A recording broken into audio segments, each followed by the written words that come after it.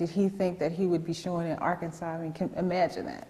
And he died, 2011, right? yeah, and he died actually penniless, you know, but he did not let that bother him because he kept painting and doing what he wanted to do. So I think he would be excited to know that his name and his work is still being shown. And featured here at Hearne Exactly, Fine Art. exactly. Wonderful. Hey, let's look at our last artist. And our last artist is Hearne Tanner, which I think that you would know his work by the banjo lesson. And this is a piece that in numerous households you will find this piece. And I'm excited to have the original sketch of this piece on this wall over here. Let's walk this way. And Tanner grew up in Philadelphia, and his parents were he was probably the most affluent of the four artists. His parents, he was raised in the church. His father was an AME bishop. And of course, they didn't want him to be an artist, but he, you know, kept saying, okay, this is what I want to do. And so they finally supported him in that mission. But the reason why they didn't want him to be an artist, because back, you know, in the 1890s or whatever, racial prejudice, and he was really not accepted. So he ended up spending most of his time in Europe.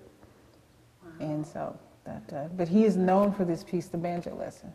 And it's in the collection of Hampton University. And another interesting fact about Henry Tanner is that he is the first artist of color to be put in the White House permanent collection.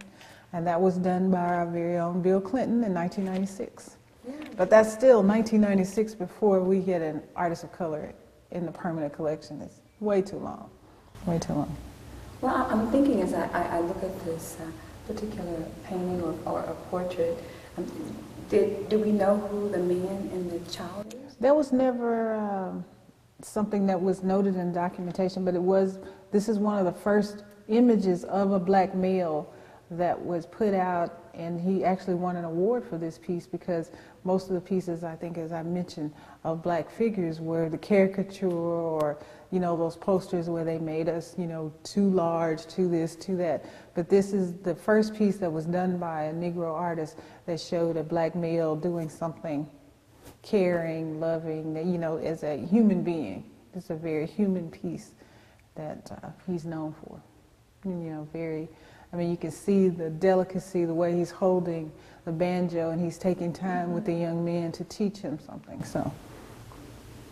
Well, I think this is a wonderful exhibit. Well, thank you. And in honor of Black History Month, I think it's very fitting for this exhibit to actually be here, and definitely fitting for it to be one of your first exhibits. Yes. That's coming here to the gallery. I can feel the aura and the karma in here. It's nice and positive. I would encourage anyone to come by and take a look at the exhibit. Can you tell us how long it's going to be here? It's actually going to be up through February 20th. It opened November 12th, and it was supposed to come down January 15th, but really because of, you know, the way the community has received it, we were able to keep it longer. And, you know, I wasn't even thinking about Black History Month because we celebrate Black history.